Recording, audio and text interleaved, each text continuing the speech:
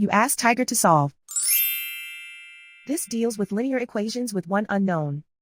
The final result is x equals 3. Let's solve it step by step. Group all x terms on the left side of the equation.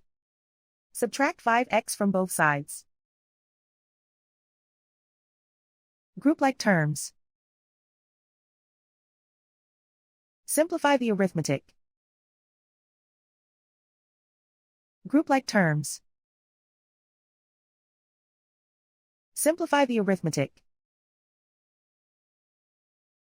Group all constants on the right side of the equation. Subtract 5 from both sides. Simplify the arithmetic.